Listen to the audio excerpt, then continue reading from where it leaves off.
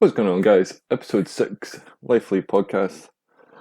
You know what's happening by now. So, episode 5, finally got to tell the camping story. I'd already told that story, like in trip reports and to different people, blah, blah, blah, but it was good to just recount all of it in one place and put it out there. But I had some other ideas for the next episodes and what have you, but this is the Life of Lee podcast, and this is some stuff that's happened in the last week. So I'm going to recount this instead. And the reason I'm going to do this is, like, I love podcasts. You know, I love Rogan because the mix of guests that he gets on. He'll have a comedian, and then the next day he'll have a neuroscientist, and the next day he'll have a bull hunter, and then next day you'll have Robert Downey Jr. You know what I mean? And you get to sit and listen to these people talk for 3 hours, usually without any motive, without any agenda. You know, you're just finding out who this person is, their ideas and stuff. They're open, and you find out that these people are just human, like everybody else. So I love Rogan. Chris D'Elia, love his podcast. That dude is just so, he's owning it. Do you know what I mean? Life rips, and he's having a silly goose time. Theo Vaughn, love that dude. He's just, there's no one quite like Theo Vaughn. Theo Vaughn and Brendan Schaub and King the Sting. That's a good podcast. But one of my favourite and one of the longest I've been listening to is Bill Burr. Bill Burr's a comedian, actor. He was in Breaking Bad. He's got a cartoon, F is for Family, funny as fuck. And he's had a podcast for quite a while, and basically all he does is rant about what's been happening to him, what he's been up to, the interactions he's had with cashiers and Apple store employees and insurance people, just, you know, just how he interacts with the world. And this is a guy that's successful. Like, this dude is a millionaire, he's famous, and still in his day-to-day life he has just by his own admission, he's got a lot of anger, you know what I mean, a lot of rage, as I do too. And this is the thing, a lot of people think like, oh, like when you've been doing psychedelics and you've went through ego death, like, you know, you come out and it's just all unconditional love, and you know, you're skipping hand in hand through the fucking fields of flowers and whatever. I don't really think it is. Like, um, you, to me, you come from unconditional love. That's where you were before you were born, and you return there. And while you're here, you're just meant to experience as much as you can. And a lot of people avoid conflict, but no, lean into it at times. And I'm not saying like get nasty, and I'm not saying fight and physical, but if someone's got, like, if you can debate someone on something and you've both got different point of views on something that could possibly be either way, then talk it out. See if you can come to some kind of understanding. You know what I mean? Just because someone has a different view on something doesn't mean that you need to hate yourself from that person, or distance yourself, or isolate yourself from that person and just not interact with them whatsoever. Like, try and, like, just talk it out. That's why we're here.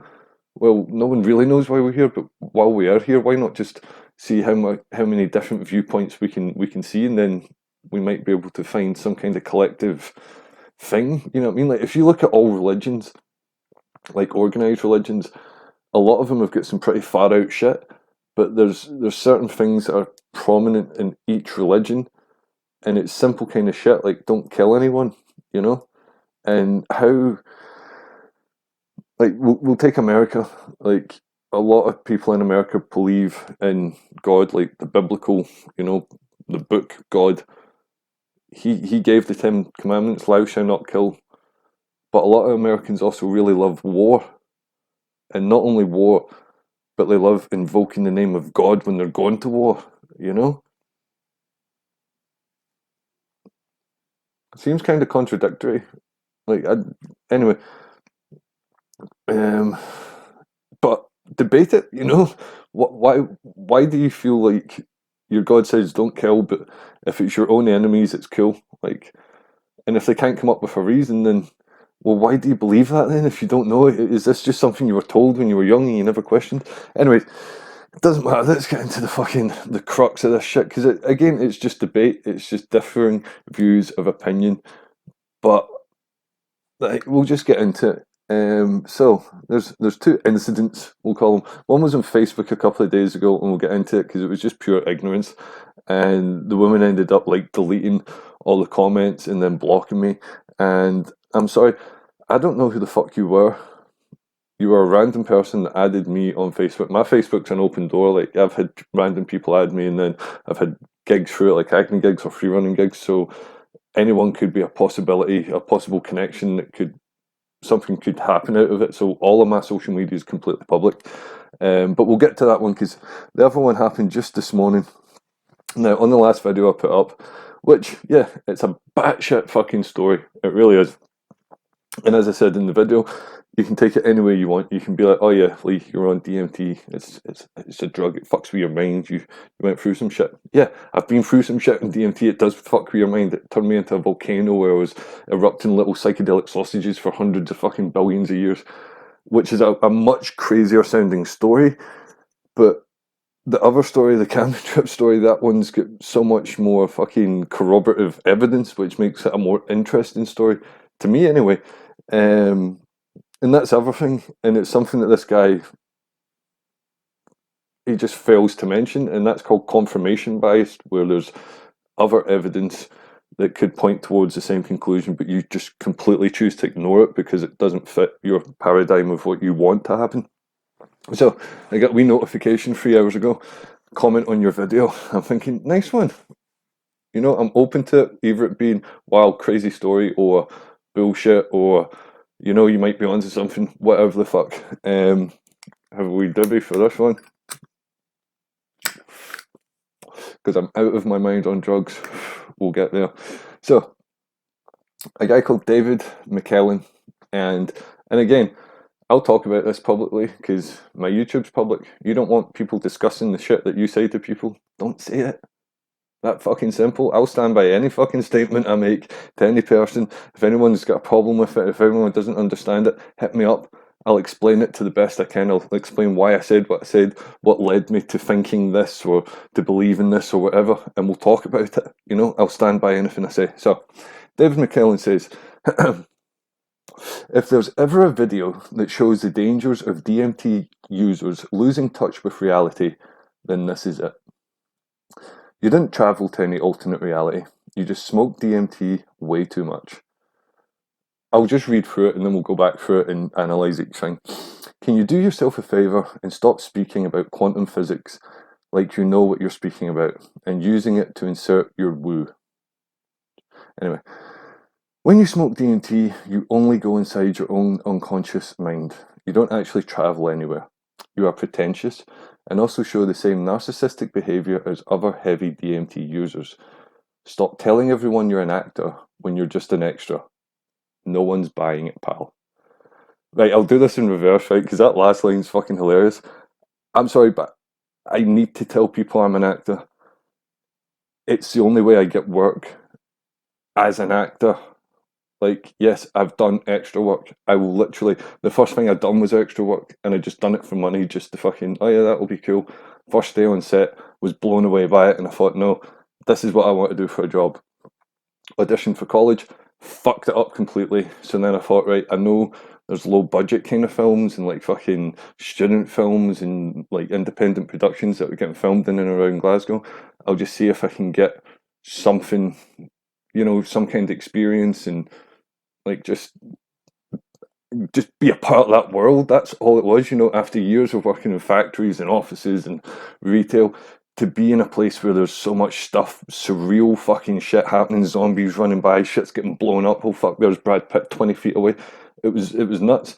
And that's what I decided I want to do. I'm going to do a full episode on my whole fucking acting career, how I got into it, the arc that it took, blah blah blah blah blah. But I am an actor. I've had lead roles in 8, 9 films. I've done commercial work, acting commercial work, playing a character, getting paid for it. I got flown to Chicago to do fucking adverts for like the Sears Centre and shit. Like, I am an actor. I've got a show reel, I've got headshots. Yeah, and I need to tell people because it's the only way I get work. Yes, I've done extra work, but only for big kind of projects, you know, like Avengers Infinity War. Like, I know a lot of actors that will not do extra work, but if I get the chance to work in Avengers Infinity War for 2 weeks, I'm taking it. I get the chance to be in Game of Thrones and be front and center and get seen in the final season of the biggest show ever fucking made, yeah, I'm going to take that. And if you want to somehow dismiss that as, oh, you're not an actor, you're just an extra, like, go back and watch me in Game of Thrones season 8, episode 5, when Golden Company are walking out. Like, we've all seen examples of bad extras in movies. You know, the guys that are like just bad, like they're either really hamming it up or they're really fucking, they just no awareness of where they are. Go back and watch me in Thrones. Do I look like a random extra, or do I look like a fucking soldier marching out to fucking battle? Because guess what? I was acting that day. I was a soldier right then, and I was literally leading the army out, giving the commands to halt and that kind of shit. So it helped to really, put me in the moment. But I was in full costume. We'd had military training. I'm ex-military, and like I was a soldier when I was marching out there in that fucking scene. In my mind, it was fucking on. You know what I mean? So yeah, why put that in? I don't even know if I mentioned anything about acting in that video. So you must have watched previous ones, and like I don't know if I know they did. There was a guy on Facebook that's got a couple of connections that I've got, so maybe. But if it is that guy, then one of the connections we've got in common directed a music video which I acted in, and it was like quite a big music video. Like J.K. Rowling retweeted it because it dealt with some issue, gaslighting. In fact, that's what it's called, and we'll get to that in a wee while because I believe there was an example of gaslighting in this other interaction. And that's the thing. I don't care about any of this shit. I think this is funny. My ultimate fucking approach to life is that everyone is just a reflection of everybody else. I'm you, you're me. That guy's like, everyone's just a different division of the same consciousness. Bill Hicks said it best: we're all one consciousness experiencing itself subjectively.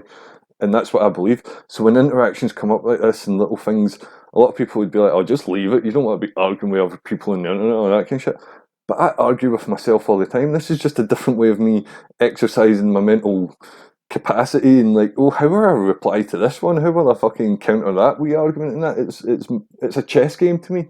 And plus interactions like this, when it comes to stuff like writing, um, stuff like this helps to see how other people operate in the little, the ways they try and score points and arguments and that kind of stuff. Like, there was no way for that guy to say that. He obviously doesn't know. Like, I'll email you my CV, dude, and you can see all the times that I was that was my job role. But that last line, stop telling everyone you're an actor when you're just an extra. No one's buying it, pal. Like, there's no need for that whatsoever. Even if he disagreed with everything I said, to put that in is just a fucking. I mean, it kind of oozes his jealousy in a way. Like, maybe he's thought about even being an extra, but then he's been like, oh, I could never do that. So he sees someone else doing it and he wants to kind of belittle him and that kind of shit. It's kind of sad, like, in a lot of ways. Um, but yeah, so that was that line. We'll go back up. You are pretentious and also show the same narcissistic behaviour as other DMT users. I can see how I come over as pretentious. I really can. I think a lot of it's in the way I speak, and it's just because I read so much, and like, I'm not bragging, but I know a lot of words, and I know there's a lot of ways you can express yourself in any kind of situation. You could say, "How was your day?" It was shite. That tells everyone basically you need what they need to know. Or you could go into more detail and be like, oh, it was just a collection of fucking shite circumstances after another that culminated in one big explosion of shite that reigned over my whole entire fucking outlook on life. Like, that might sound pretentious, but to me it's just a bunch of words coming out to form the vision that I've got in my mind for how fucking shit my day was. Like, we've got an alphabet of 26 characters that make up words and sounds that we then, like, it's quite limited, you know what I mean? And that's all we've got to express the vast fucking ideas and consciousness that goes on inside our mind. That all needs to come out through this just like flesh hole and noises, and then different noises convey different. It's so fucking.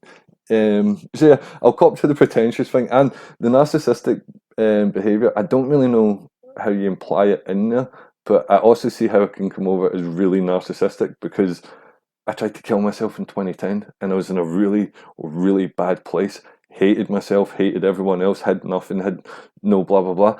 And I'm sorry, but at least for me anyway, I've turned it the fuck around in the last 10 years and I am incredibly proud of where I've came from. And I'm at a point in my life where I'm really happy with who I am and it's not in relation to anybody else. You know, I don't need to be around these people to make myself feel better or to have, you know, this relationship to prop me up and any of that kind of shit. I've got to a place where I'm happy who I am, where I'm going, what I'm doing, and I can see how that will come over as narcissistic because I do not fucking care. I refuse to be not humble. Like I will be humble. All the what's the word? That was a quote. Don't be ah. I can't remember. It'll come back to me. But not an even better quote, right? Like this is something that's stuck in my mind since the first time I saw it in Coach Carter. Whenever the fuck that film came out, and it's a quote that says, "Our deepest fear is not that we are inadequate. Our deepest fear is that we are powerful beyond measure. It is our light, not our darkness, that most frightens us. Your playing small does not serve the world. There was nothing enlightened about shrinking so that others don't feel insecure around you. We were all meant to shine as children do. It's not just in some of us, it's in everyone. And as you let your own light shine, you unconsciously give others permission to do the same as they are liberated from their own fears." I refuse to be fucking to play it down anymore and to fucking, you know, not celebrate my fucking life every day of it, every fucking second of it, and not care about who that makes uncomfortable or whatever. Because I spent fucking years being quiet and being reserved because I thought, you know, oh, this is that person, you know, I'll let them be the fucking, take the limelight here or be the focus of attention or whatever. Because if I start talking, you know, like it will shift to me. But no, I'm done with fucking being a wallflower and not expressing exactly who the fuck I am and talking about exactly what the fuck I've done because I've done some fucking epic fucking shit. And like, I ain't one of these fucking super determined up at 4 a.m. doing it blah blah blah. I'm lazy as fuck. Seriously, like sometimes I detest how just fucking unmotivated I really am. But every now and again, I pull some fucking shit out the bag, and it's stuff that not a lot of other people could do, or they could do it, but they'll never actually go ahead with it because they're scared. I ain't scared anymore of fucking anything. Put myself out there, not just put myself out there, but fucking put myself out there in capital fucking letters and neon fucking lights. You know what I'm saying? Don't fucking care anymore. I really don't. So yeah, when you smoke DMT, you only go inside your unconscious mind. You don't actually travel anywhere. That's You can't say that for 100% because consciousness, like we don't know what it is and what fucking where it sits and how it could transport to other things. And then if you take away from just the DMT sense, you've also got like astral projection where they take their consciousness into other realms and that kind of shit. And that's definitely external. And they're not using psychedelics to do it. So there is as much of as much as there's a possibility that when you smoke DMT you only go inside your unconscious mind, there's also a possibility that you are going outside of it. Can you do yourself a favour and stop speaking about quantum physics like you know what you're speaking about? I'm not saying I'm not a physicist, I'm not a scientist, but it is something I take a vested interest in. My best mate is a scientist, degree in genetics, PhD in molecular biology. He works in a lab right now doing cutting edge research, and we talk a lot about it. We're not really into football, you know what I mean? The amount of times normal dudes spend talking about football, this is the amount of time we spend talking about science and theoretical science and cutting edge theorems about how this universe works and the possibilities behind it. So I'm not saying I understand it in any kind of way. but I do have much more of an interest in it than your average member of the public. And I would say I do have more of an understanding than your average member of the public, because there was a famous quote, can't remember who says it, but it says, if you think you understand theoretical physics, if you think you understand quantum physics, you don't, because it's just so fucking bizarre the way things operate at that level. But theoretical physicist Sean Carroll, his latest hypothesis on how the universe works is parallel universes, through relative state formulation, and there's just so many things in the quantum mechanical universe or the quantum realm that correlate to the idea of alternate universes. It's there in the science, empirical, peer-reviewed papers that I can't be fucking citing now, but if you want me to, I will. Like, I'm not.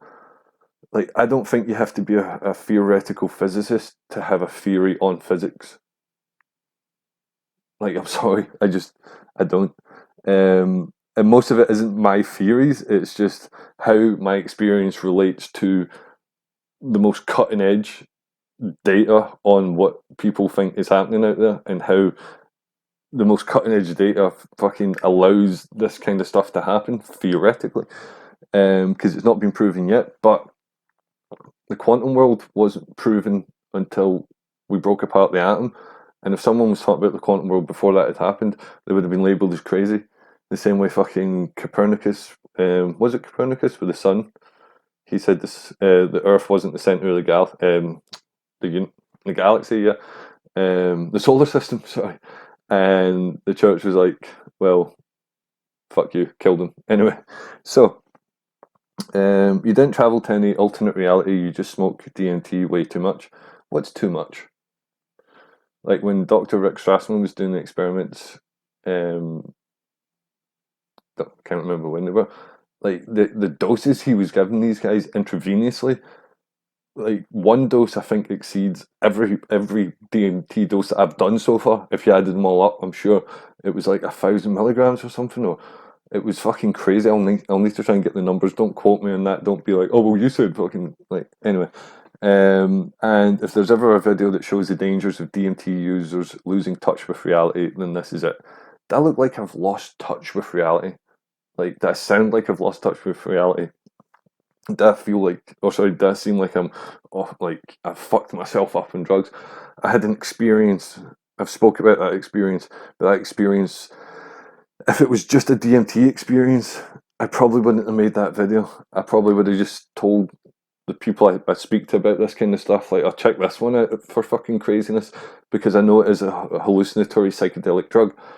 But when you combine the fact that this happened in the centre of yew tree circles, and then you look at all the fucking myths and legends of this kind of shit happening to people just in relation to yew trees with fuck all to do with DMT, and then you look at all the stories of people crossing into parallel universes with no yew trees or no DMT. Like, look at the man from Turid, a guy that showed up at Japan or Hong Kong fucking airport years ago, got off a flight, says he was from a country that didn't exist, had a passport from a place that didn't exist. They locked him in a hotel room overnight to fucking investigate it. The next morning, he was gone, and his documents were gone from the lockbox that they'd been put in. Look into it. Like, this is a guy that almost sounds like he had the same kind of experience I did, but he done it without DMT and without a yew tree, whereas I had DMT, which a lot of people believe does open up a chemical gateway to a higher, alternate fucking other dimension. And it also ties in with yew trees, which have got hundreds, thousands of years of fucking steeped history of this same kind of shit happening. You know, and then you've got the leading theoretical physicists, their fucking ideas are saying that this stuff does exist, we just haven't been able to isolate it yet, or we don't have technology that can pick it up or to manipulate it.